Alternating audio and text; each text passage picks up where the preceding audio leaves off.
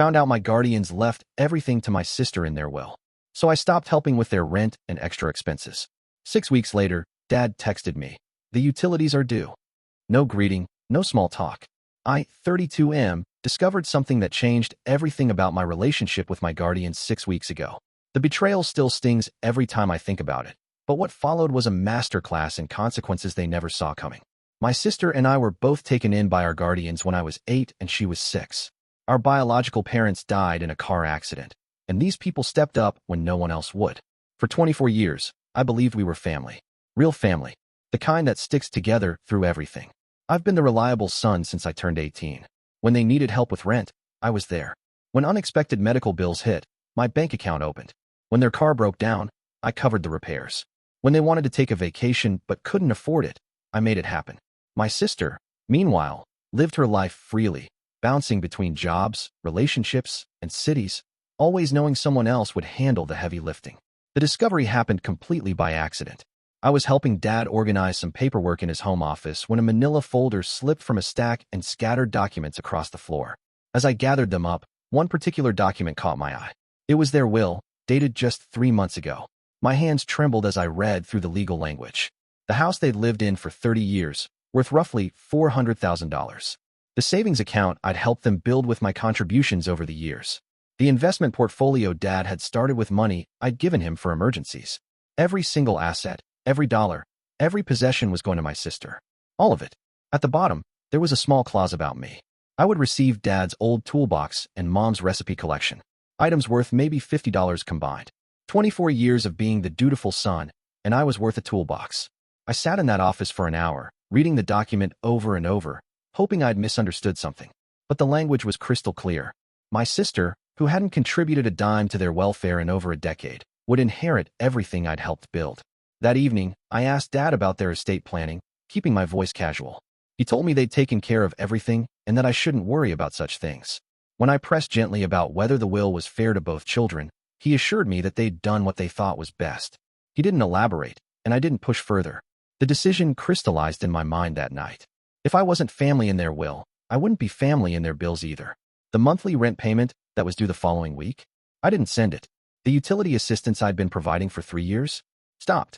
The grocery money I supplemented their fixed income with, gone. The car insurance premium I'd been covering since Dad's rates went up, they could figure it out themselves. For the first week, nothing happened. I imagine they assumed I was just busy or had forgotten. By the second week, Dad called to check if I was okay, mentioning casually that they were running a bit short that month. I told him I was fine, but didn't offer any financial help. He didn't ask directly. Week 3 brought a more pointed conversation.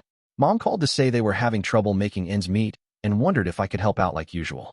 I explained that my own expenses had increased recently and I needed to be more careful with my money. She seemed surprised but didn't argue. By week 4, the tone shifted. Dad called to explain that they were behind on rent and really needed my help. I listened sympathetically and suggested they might want to ask my sister for assistance since she was doing well in her new job. He brushed that off, saying she had her own expenses and couldn't be expected to help. That comment revealed everything I needed to know about their perspective. I was expected to help. She was allowed to live her life. Week 5 brought desperation. Mom called crying, explaining that their landlord was threatening eviction proceedings if they didn't catch up on rent immediately. She pleaded with me to help just this once, promising they'd figure something else out going forward. I told her I was sorry they were going through this difficult time and suggested they might want to reach out to family for support. She reminded me that I was family. I reminded her that family takes care of each other, and asked when was the last time anyone in the family had taken care of me.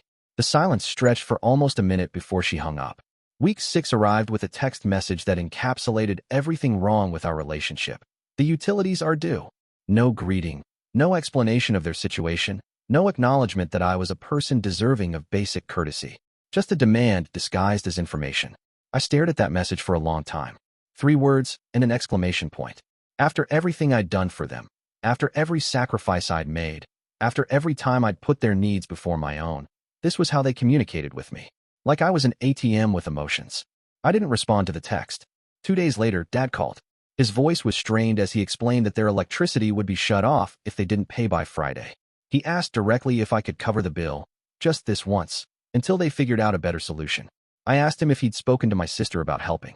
He said she was going through her own financial challenges right now.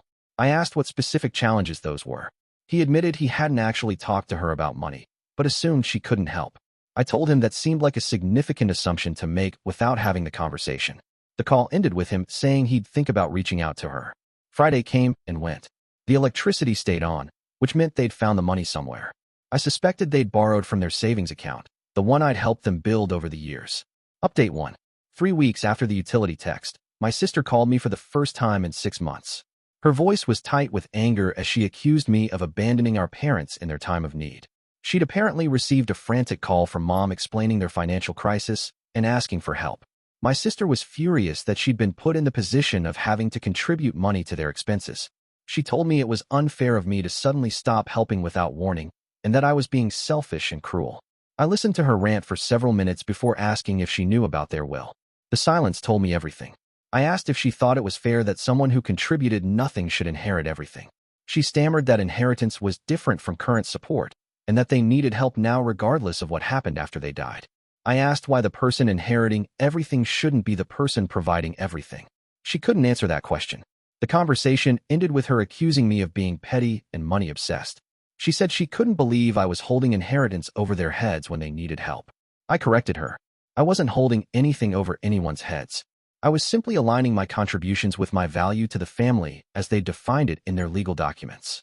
Update 2. A month later, the dynamic had shifted completely.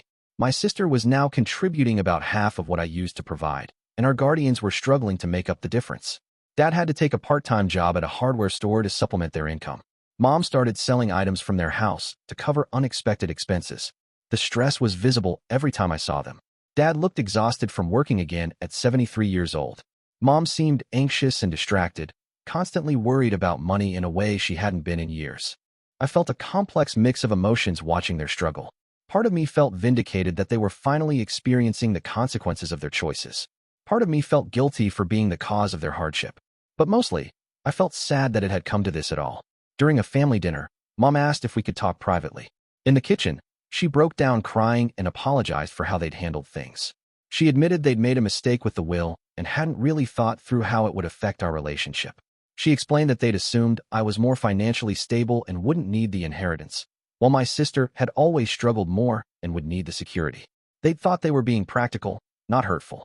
I told her I understood their reasoning, but pointed out that financial stability often came from making responsible choices and working hard, traits that deserved recognition rather than punishment. She asked what it would take for me to forgive them and start helping again. I told her forgiveness was one thing, but trust was another. Their will showed me how they really viewed my contributions to the family, and changing that document would show me how much our relationship actually mattered to them. Update 3. 2 weeks ago, Dad called to schedule a meeting with their attorney. He said they wanted to revise their will and make things more equitable between my sister and me. He asked if I would be willing to come with them to discuss how to fairly divide their estate. I agreed to attend the meeting, but made it clear that my financial contributions would remain suspended until I saw the revised document. The attorney's office was tense. My sister sat rigid in her chair, clearly unhappy about losing her exclusive inheritance. Our guardians looked nervous but determined. The attorney walked us through several options for dividing the estate more equally. My sister argued that she needed more support because she made less money. I countered that financial need shouldn't be the only factor in inheritance, especially when one child had contributed significantly to building the estate being inherited. After 2 hours of discussion, we agreed on a 60-40 split, with me receiving the larger portion due to my financial contributions over the years. The house would be sold after both guardians passed, and the proceeds would be divided accordingly. Other assets would be split using the same ratio. My sister was unhappy, but recognized that a 60-40 split was better than potentially losing everything if I decided to pursue legal action regarding the money I contributed over the years. The new will was executed last week. Yesterday, I resumed helping with their expenses. Not at the same level as before, but enough to ensure they could live comfortably without Dad having to work or Mom having to sell their possessions. Final update. The entire experience taught me valuable lessons about family, money, and respect. For years, I'd operated under the assumption that my contributions were appreciated and that I was valued as an equal member of the family. The original will showed me that my role had been defined as the family financier, not the family son. My sister learned that inheritance comes with responsibility. She now contributes monthly to their expenses and has a better understanding of what it costs to support aging parents. Our guardians learned that taking someone for granted has consequences, and that assumptions about who should contribute what need to be discussed openly rather than decided unilaterally. Most importantly, I learned that boundaries aren't cruelty. Requiring fair treatment isn't selfish.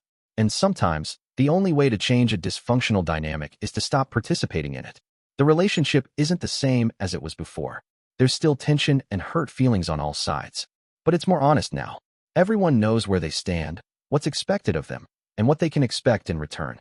My sister still thinks I was too harsh in my approach. She believes families should help each other unconditionally, regardless of how that help is reciprocated or acknowledged. I believe families should help each other fairly, with contributions and recognition flowing in both directions. We'll probably never fully agree on that philosophical difference, but at least now our actions align with our stated values. I help because I choose to, and because that help is valued and reciprocated appropriately. They receive help because they've earned it through their treatment of me as an equal family member. The 6 weeks of watching them struggle was difficult, but necessary. Sometimes, people need to experience the full weight of their choices before they're motivated to make different ones. And sometimes, the person you need to respect most is yourself.